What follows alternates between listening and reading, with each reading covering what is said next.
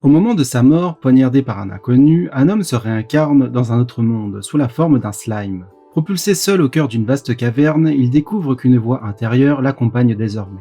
Cette entité, qu'il nomme Grand Sage, lui accorde de nombreuses capacités inédites, dont l'une lui permet d'absorber tout ce qu'il ingère afin d'en analyser et d'en exploiter les propriétés.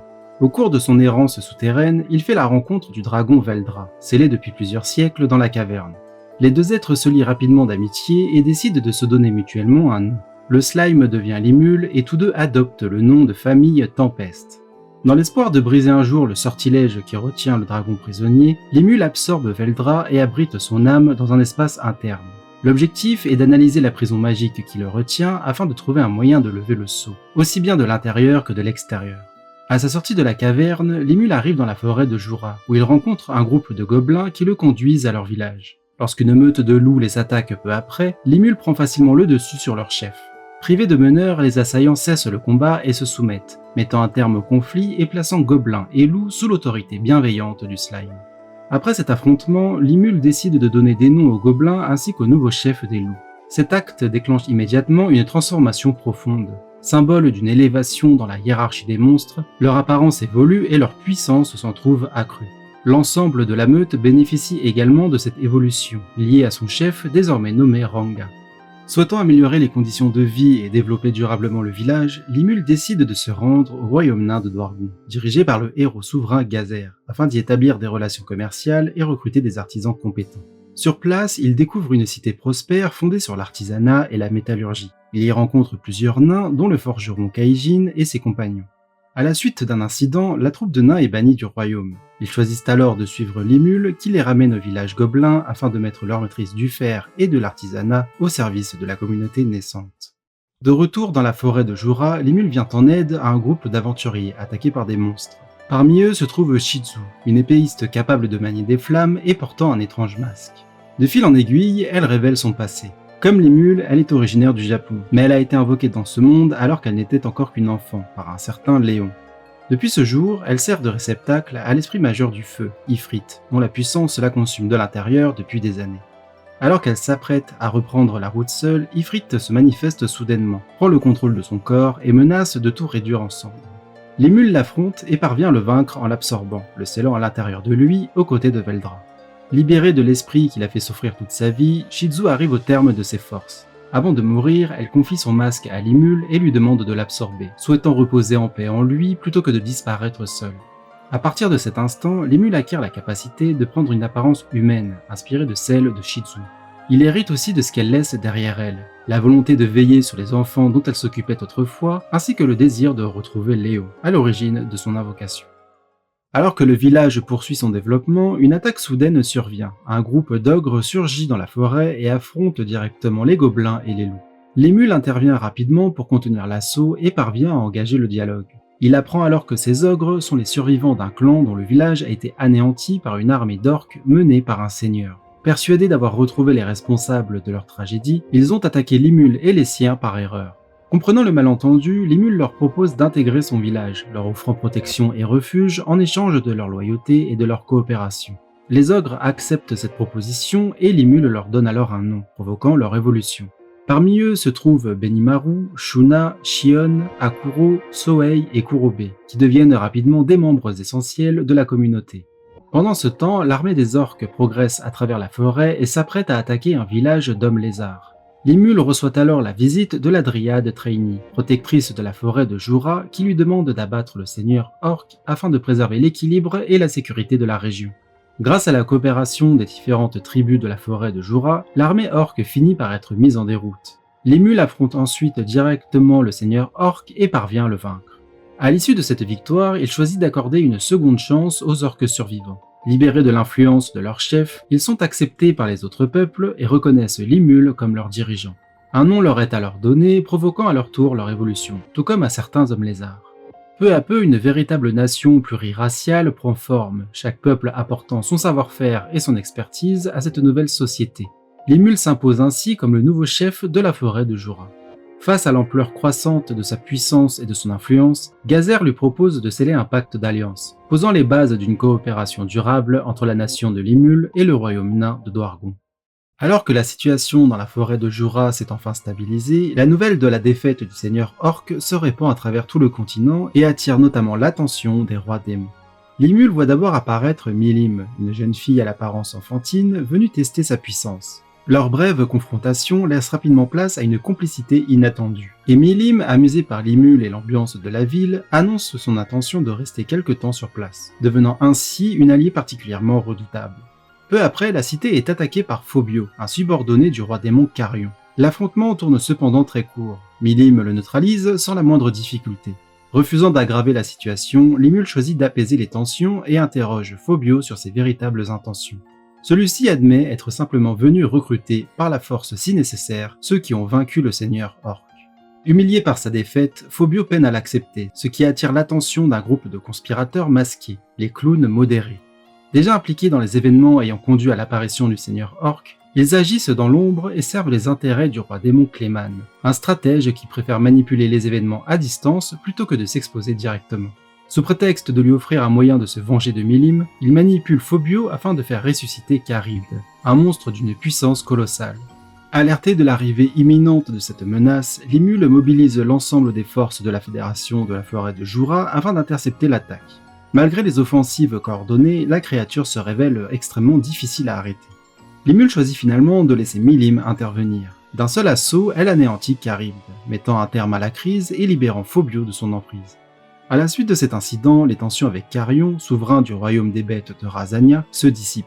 Désireux d'éviter tout conflit inutile, les deux nations engagent alors des discussions diplomatiques. Des délégations sont échangées et après une brève démonstration de force destinée à jauger leurs capacités respectives, les négociations aboutissent. Eurazania reconnaît la Cité des Monstres comme un partenaire légitime, ouvrant la voie à des échanges commerciaux et à l'établissement de routes marchandes. En parallèle, du côté des humains de la cité de Bourmund, une mission d'investigation est envoyée afin d'évaluer la menace que pourrait représenter la nation des monstres. Une fois le contact établi, Limul choisit encore une fois la voie de la diplomatie et pose les bases d'une future alliance. Conscient toutefois de la méfiance que suscite une nation gouvernée par des monstres, il propose que la victoire contre le seigneur Orc soit officiellement attribuée aux humains. C'est ainsi que le mercenaire Yomu devient publiquement le héros de cet exploit, offrant au royaume voisin une version plus acceptable des événements. Après la victoire contre Charybde, Limul est troublé par un rêve dans lequel Shizu lui rappelle la promesse qu'il lui a faite, veiller sur les enfants dont elle avait la charge. Déterminé à honorer cet engagement, il quitte temporairement la forêt de Jura afin de se rendre dans le royaume d'Ingracia, où elle enseignait. Il y retrouve Yuki, lui aussi originaire du Japon, qui dirige une académie accueillant des enfants invoqués depuis d'autres mondes.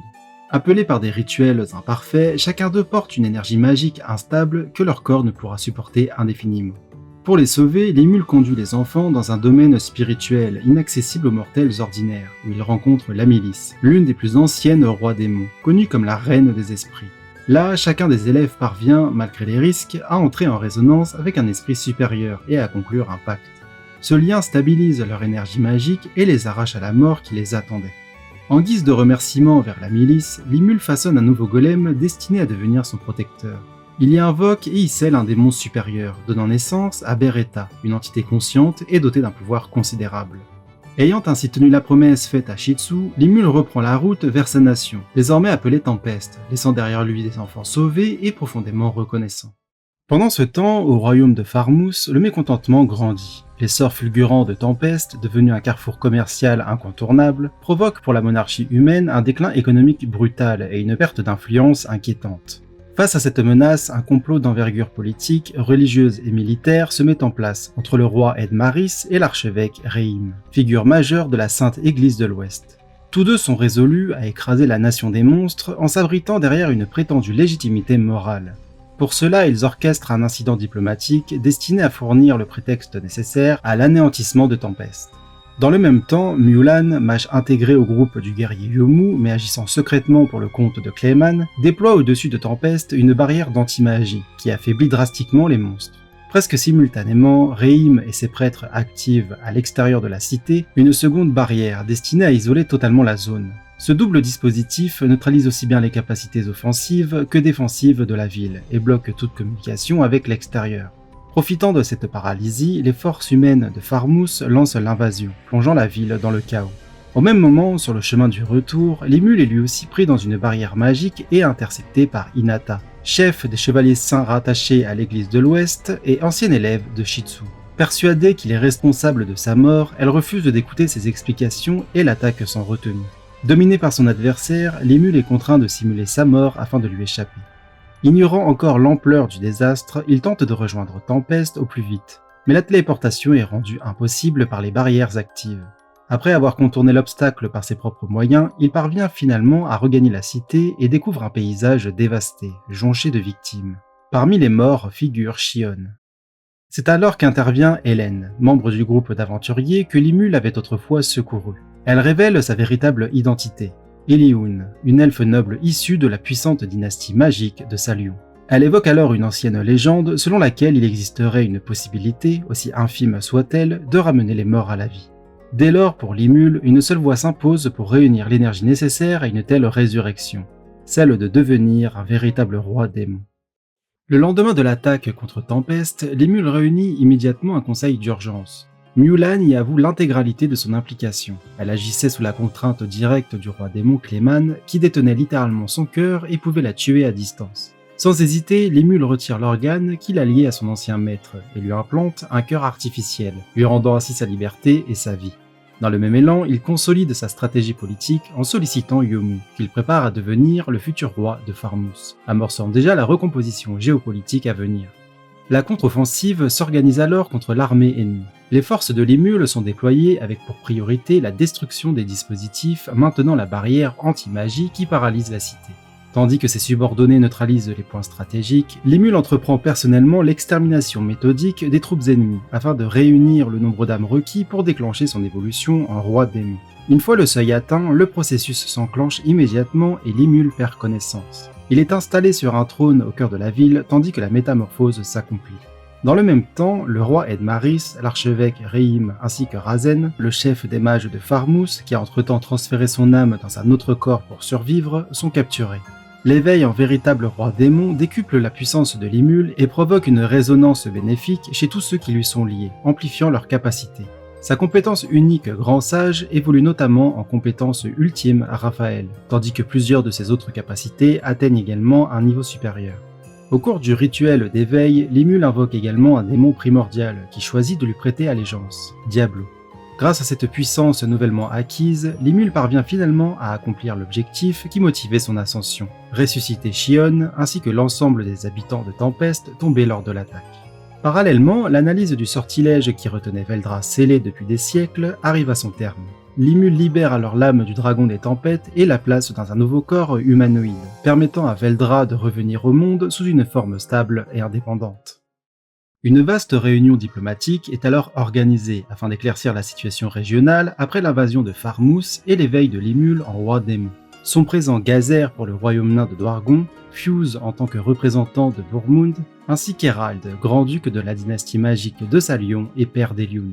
Limul y expose l'ensemble des événements récents. Il précise toutefois qu'il ne souhaite pas détruire Farmous, mais en faire un état vassal et allié, politiquement et économiquement stabilisé sous l'autorité future de Yomu. Les représentants présents acceptent alors de renouveler ou de renforcer leur alliance politique et commerciale avec Tempest. Cependant, un événement majeur vient bouleverser la discussion. Le royaume des hommes bêtes de Razania aurait été attaqué et ravagé. Milim, avec le soutien d'un autre roi démon nommé Frey, aurait vaincu Carion, désormais porté disparu. Cette destruction provoque une instabilité régionale considérable et laisse présager une manœuvre orchestrée par Clayman, qui manipulerait Milim dans l'ombre. Limul comprend alors que la véritable cible de Clayman n'est pas Tempest, mais Eurazania.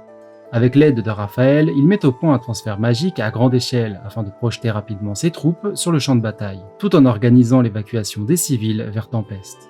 Parallèlement, Shuna, Akuro et Sohei infiltrent le château de Clayman. Ils y affrontent Adalman, un ancien archevêque devenu roi des morts vivants. Shuna parvient à purifier la magie qui le contrôlait et le libère de l'emprise de Clayman. Reconnaissant, Adalman et ses morts-vivants choisissent alors de rejoindre Tempest. Dans le même temps, Clayman convoque le Valpurgis, une assemblée réunissant l'ensemble des rois démons.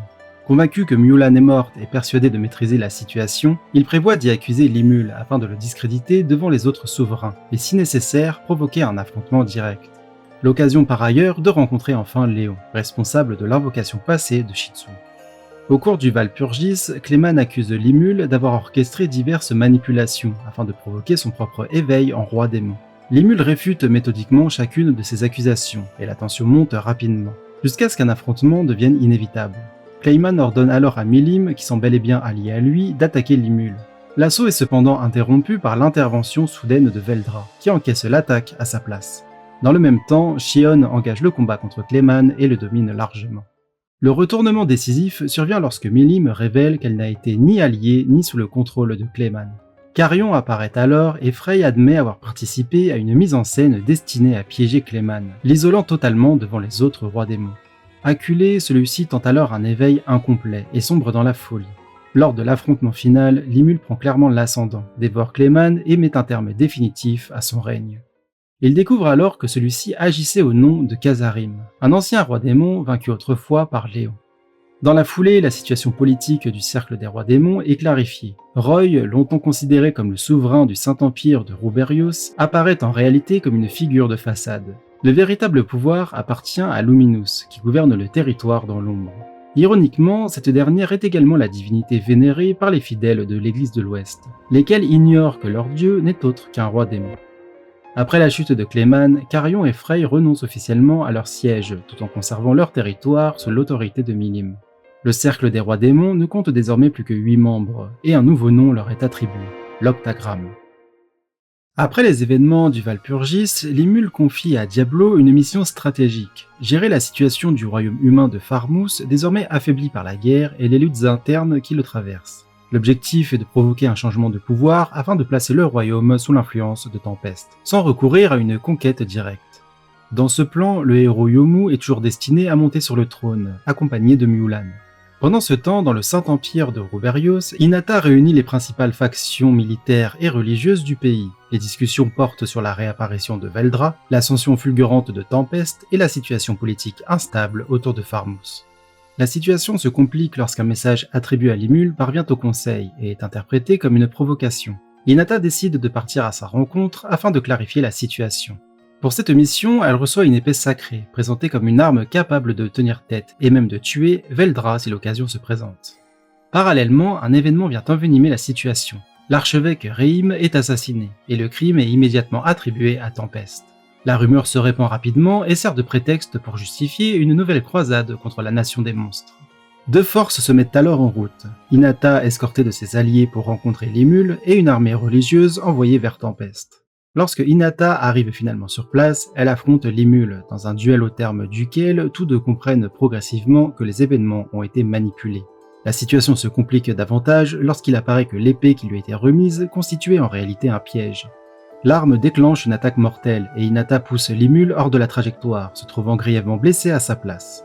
Les véritables responsables apparaissent alors, les Septéniens, de hauts dignitaires religieux qui manipulent la politique et la foi afin de contrôler Ruberius. Cherchant à éliminer Hinata pour sa désobéissance et à provoquer une guerre entre Tempest et Ruberius, ils ont également orchestré l'assassinat de Reim et falsifié le message attribué à Limul.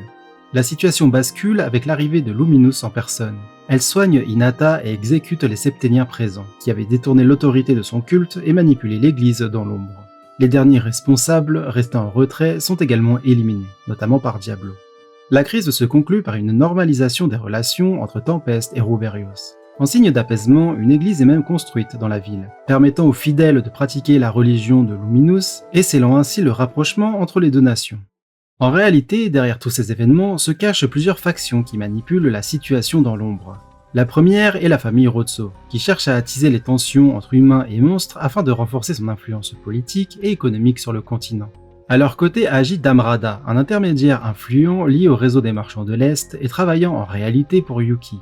Malgré l'échec de leurs manœuvres immédiates, ces différents acteurs poursuivent leurs intrigues dans l'ombre, chacun cherchant à tirer profit de l'instabilité provoquée par l'ascension de Limul et de Tempest. Une fois le calme revenu, Limul lance officiellement l'organisation d'un immense festival destiné à célébrer l'ouverture de son pays au reste du monde. Des invitations sont envoyées aux nations étrangères et plusieurs projets majeurs sont lancés, dont la construction d'une grande arène destinée à accueillir des tournois, ainsi qu'un gigantesque donjon souterrain qui deviendra la principale attraction de Tempest. La conception de ce dernier est confiée à la milice, tandis que Veldra accepte d'en devenir le boss final, occupant les profondeurs du labyrinthe. Dans le même temps, une grande audience est organisée afin de recevoir les délégations des tribus de la forêt de Jura, venues reconnaître officiellement l'autorité de Tempest. Plusieurs peuples prêtent ainsi allégeance à Limul, dont les Tengu, une race ailée représentée par la jeune Momiji. Fille de Kaede et d'Akuro, elle est amenée à devenir la future épouse de Benimaru. L'événement est toutefois perturbé par l'arrivée de 3 géants hostiles qui provoquent ouvertement Tempest. Rapidement vaincu par Shion, il révèle être les fils du roi démon d'Agroel, envoyés afin de s'endurcir et de s'entraîner au sein de Tempest. Dans les jours suivants, la ville devient progressivement un véritable carrefour diplomatique. De nombreuses délégations arrivent. Le roi de Bourmund, Gazer pour le royaume nain de Dwargon, Yomu désormais souverain du nouveau royaume bâti sur les ruines de Farmous, ainsi que Yuki. L'arrivée inattendue de l'impératrice de Salion, El Messia, souligne également l'importance politique grandissante de Tempest. Pendant ce temps, un autre protagoniste se dirige vers la cité, Masayuki, surnommé l'Éclair. Il possède une compétence unique qui agit comme une véritable aura de héros. Elle influence la perception de ceux qui l'entourent, les pousse à lui faire confiance et semble faire basculer les événements en sa faveur. Grâce à ce pouvoir, il accumule les exploits et s'est forgé la réputation d'un héros capable de renverser n'importe quelle situation. Sa venue à Tempest est d'abord perçue comme une possible menace, certains pensant qu'il est venu défier Limul. Pour éviter toute escalade diplomatique, Limul transforme cette confrontation potentielle en spectacle public lors du festival. Masayuki participe au grand tournoi organisé dans l'arène.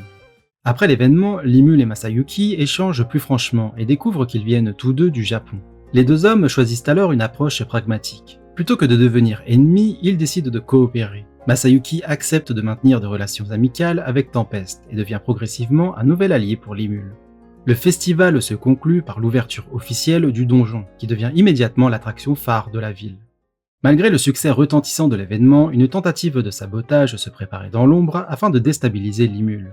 Des agents liés à la famille Rozo cherchent à placer la nation de Limul dans une position de faiblesse économique et politique. Limul parvient toutefois à déjouer la manœuvre et à préserver l'indépendance de Tempest grâce au soutien de ses alliés, aux grandes dames de la famille Rozo, toujours à l'affût de la moindre faille pour affaiblir son influence.